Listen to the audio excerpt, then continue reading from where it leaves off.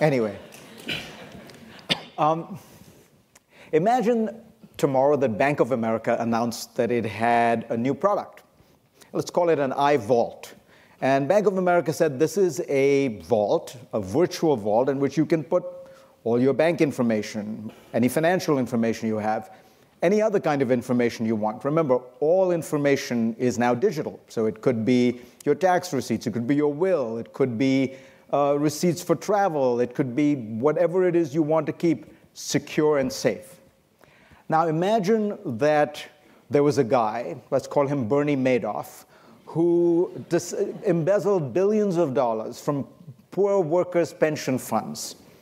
And it turned out he had one of these iVaults. And the government is trying to figure out exactly the extent and the scale of the crime. They need evidence for it. They need to find out what else he might have embezzled. And they go to a court and ask for a search warrant. The court provides it. But Bank of America says, no, this is encrypted digital information. In fact, our whole sales pitch to our customers is this is encrypted, so you can't have access to it. How would you get around that problem? Because after all, if Apple says you cannot have access to the information in an iPhone because it is encrypted, why does Bank of America not have the same right? Why does any institution, frankly, any company in the United States not have the right to encrypt the information it has? This is relatively routine software at this point, and then argue that it is, in a sense, created a zone of immunity in which no laws can reach, no courts can reach, no government can reach. That's really, it seems to me, the heart of the question here. I could bring up the issue of terrorism and scare you all with the ticking time bomb, and I might do that a little later. But right now, I'm going to argue that the case is very simple, which is, are we a society of laws? Is there some process of law by which a government, a democratically elected government, with independent courts, has the authority to access information? Now, I know what you're thinking. You don't want people to see what's on your iPhone. Neither do I. But I understand that within a democracy, if you have rules of laws, you have to sacrifice liberty for security at some point. This is not an absolutist position. I believe in strong protections for those liberties. I do not want the government abusing its authority. I believe it has. But you cannot have an absolute zone of privacy. First of all, remember, you actually don't have an absolute zone of privacy. Your emails, your employer has access to all your emails. All the websites you look at, your employer has access to all your websites, as do all the technology companies that you use when you look around the web. Facebook says that it can provide you with targeted ads appropriate for you with 90% accuracy. How does it do that? All these companies are collecting the data based on what you are doing in your digital life. They have it. I understand it's not the same as the government, but there isn't such a zone of privacy quite as you imagine. Now, you're going to hear a lot, or you probably have already heard a lot, about the dangers technologically that this now produces, that it might mean a master key that unlocks all information everywhere, that it endangers all kind of encryption everywhere. I'm not a technology guy, but I thought it'd be worth listening to what a technology guy has to say about this. Somebody who ran the largest technology company specializing in software for 2 decades, Bill Gates. So here's what Bill Gates says about Apple's request, or the federal government's request of Apple that it unlock an iPhone. Bill Gates: Apple has access to this information. They're just refusing to provide the access, and the courts will tell them whether to provide the access or not. You shouldn't call the access some special thing. It's no different than asking the phone company to get information or bank records. There is no difference between this information. The government comes asking for a specific set of information, and the bank can say it's tied a ribbon around the disk drive and says, don't make me cut this ribbon, because if I cut it this one time, I'll have to cut it many times, unquote. As I say, I worry a great deal about what the government might do with all this information, which is why I believe you need laws that clearly demarcate when the government may have access to information, when it may not, what it can do with that information. But you cannot have liberty in the absence of law. That is the rule of the jungle. That's welcome to Haiti, welcome to Somalia. If you want to live in a democratic society that has rules, the laws, the authorities have to have some recourse to lawful court orders. Look, I love this phone. It is the coolest thing that I have. But there's something even cooler, the United States Constitution.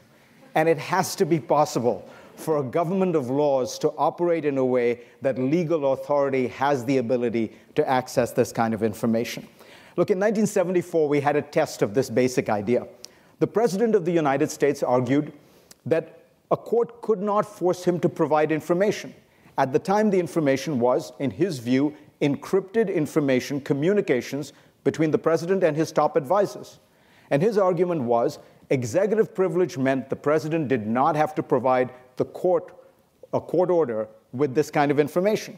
Sorry, can you? I will wrap up. Thank you. He was arguing, in a sense, that the information was encrypted, and if he revealed it, it would set a dangerous precedent for the future. In a unanimous ruling in the United States versus Nixon, the Supreme Court ruled, and I will quote, "No person, not even the President of the United States, is completely above the law, and the President cannot use executive privilege as an excuse to withhold evidence that is demonstrably relevant in a criminal trial." That is the issue. No one in America can withhold evidence that is relevant to a court. Not the president, not the world's most powerful company, not any individual, not even the most shining and alluring product, not even the iPhone is above the law. Thank you, Fareed.